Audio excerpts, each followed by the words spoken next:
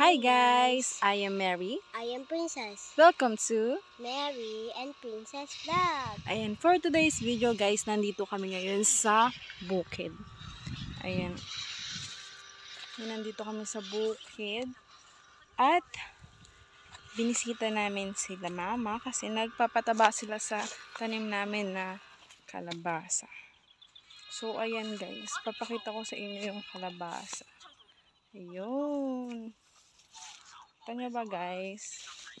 So ayan, ang lalaki na nila. Nagulat ako kasi last time I visit here ay nung nagtanim lang kami. Kasi kasama ako sa nagtanim nitong kalabasa. And look, now, oh, napakalalaki na nila. Nakakagulat. Kaya ayan. So guys, sobrang init. Maghuhod lang ako. Pasensya na kayo sa mukha ko guys ha. Wala pa akong ligo.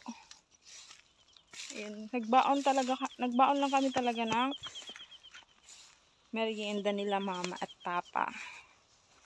Yan, kaya ayan si Princess oh, sumama. Napakainit guys. So ayan. Tingnan natin sa dulo. Papakita ko sa inyo yung hanggang sa dulo nitong aming tinataniman ng kalabasa. Ayan guys, so nakakatuwa kasi ang bilis nila lumaki. Baka next visit namin dito guys, may mga bunga na to. Madalang kasi ako makasama guys dito sa may bukid ngayon kasi super busy sa school. Kapag walang pasok, busy naman sa mga homeworks, mga activities, sa pagre-review. Kaya ayun, wala ding time para bumisita dito. Ngayon talaga. Kaya ayan, tinik ko na yung opportunity para tayo ay makapag-video dito sa ating bukid.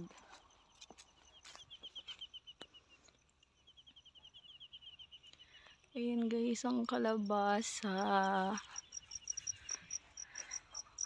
Guys, nakikita nyo ba yon yung may color white na parang puno.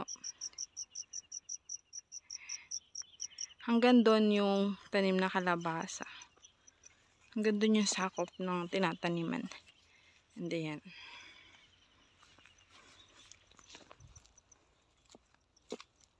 Ayun yung tanda niya nung ayun guys oh.